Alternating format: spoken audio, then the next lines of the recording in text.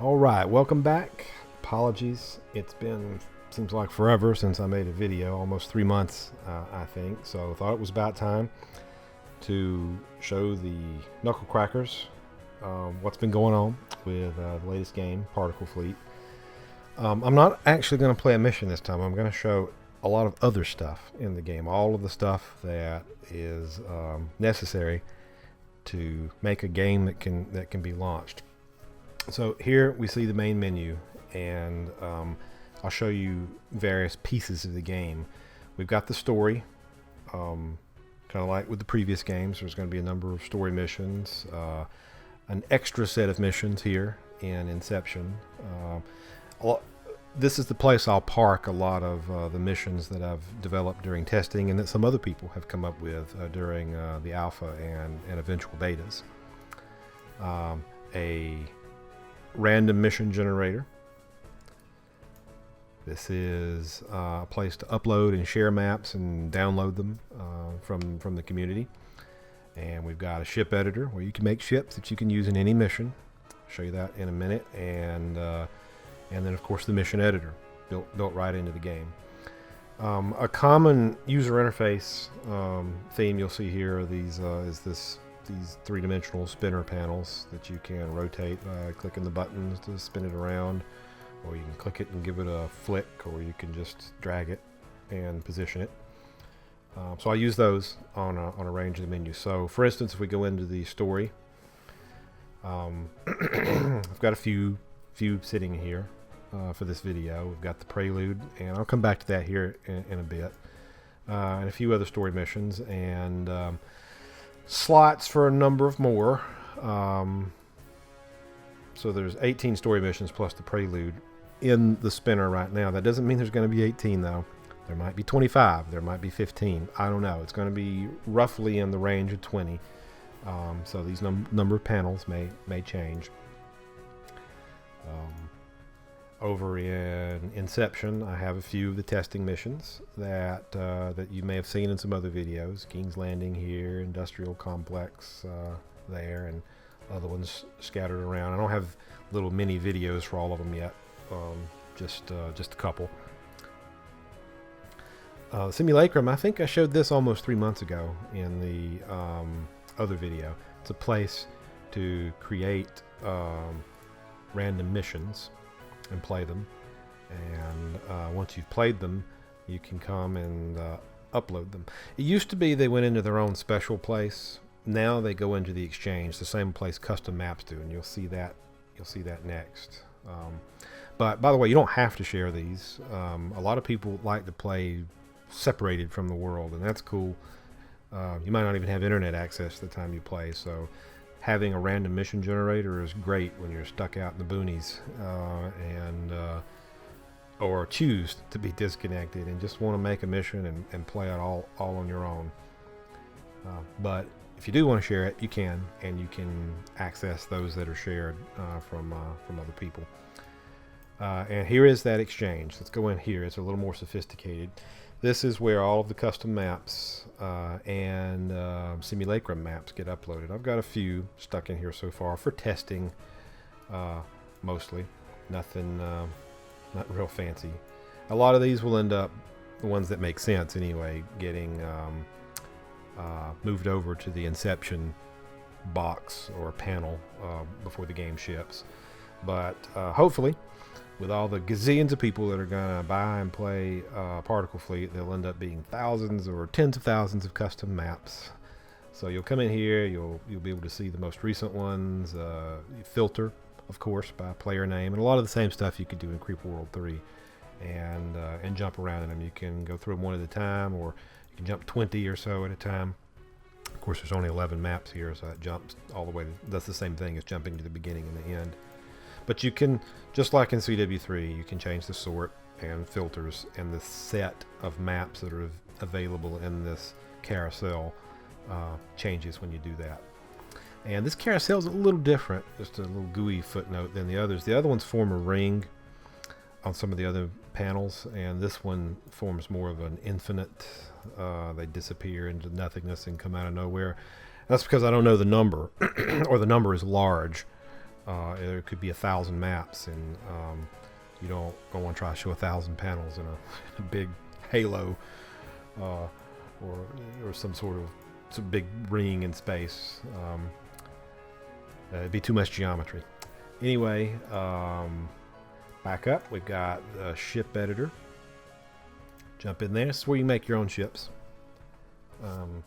Edit the hull. Add various modules. So you make ships and then use them in custom missions, or you can just use make ships and then use them in any mission, because when you launch a mission you can choose to launch it in a mode where you can play with custom fleet. The score tables are separate, of course, when you do that, because you might make monstrosities or give yourself a lot of ships, but it's cool to play around with, and it's neat to go back and play a mission, even a story mission, with with a completely different set of ships and technology. And then of course the mission editor itself, where you can come in, make missions, finalize them, play them, post a score, and then upload them, and they show up in the exchange, which, remember, was right back over here. And that's what happened with these missions. I made this mission here and uploaded it. It shows up in the exchange. You've got ratings and reporting, and you can hide them, and all the same stuff that you've got in CW3. You've got that here, just kind of a little more visual way. And just so you know what, let's go ahead, load up a mission, see what we've got, just so we can say I put a mission in here. I'm not going to play it, but this is a neat mission that kind of shows different style of gameplay. This one, there's fields that point down, so all particles are drawn towards the bottom of the map, which is a big problem for you, the player, but that's okay. You can build these grabbers that push home particles. I'll just start this up so you get the gist of how you might play this mission once he comes online.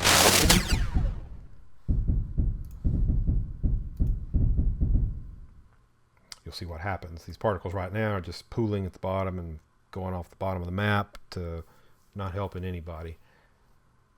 But once that grabber's online, he fires them up like that.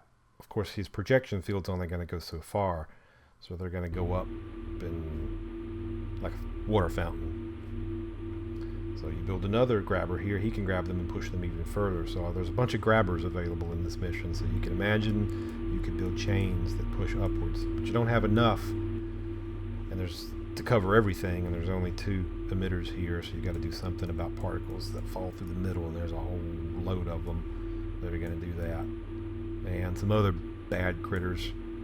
Oh yeah, I remember this. I've not played this mission in a while. It's neat. I did these chains, like snake-like chains, and they fall off these shapes, melt their way through this this blue plasma, decaying it, and then they take off and really fall.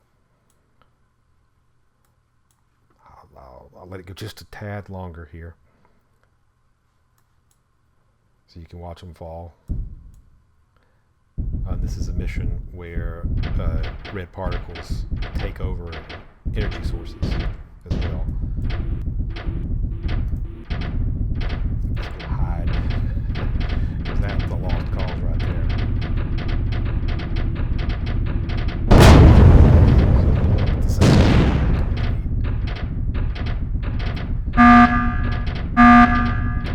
So down they come. This little fountain is providing nice protection, but everything else is not doing so great. Anyway, before I play that any further, since that's not the purpose of this video, let's back on up and jump back to the main menu. Just a few other quick top level things here. Stats and achievements. These will be linked. There's just a few here right now. Obviously there'll be a whole page full of them, but these will be linked against Steam achievements for the Steam version. But if you're not running the Steam version, they will still be there. So happy day. achievements will be in the game regardless of whether it's the Steam or not the Steam version, and some statistics over here on how much stuff you've blown up or lost. You'll still be able to load a mission from a loose file that you may have gotten off the forum or something like that, so that's cool. And of course there's the settings and such. So I'm going to cut this video short, keep it terse, so that I'm more motivated to do more videos quicker in the future. I'm going to hopefully start posting at a much more frequent rate. I've got a lot more marketing activities, and a lot of things need to ramp up in June. So I'm going to try to keep this short. I'm going to leave you with the prelude. Now this prelude, let me preface this. This prelude, it's not finished. I may change it. I may change the characters. I may change the text. It may have problems, typos. So don't take this as gospel. Just take this as it is right now. On the other hand, it might be it might ship this way. I don't know. As I complete the story, I go back and I modify dialogue and text, so it's all consistent. But I'm gonna turn up the sound, and then let the prelude run over the course of a few minutes, and then end the video. So let me go back and turn up the music. You won't be able to hear me so much, so just watch the game from here on out.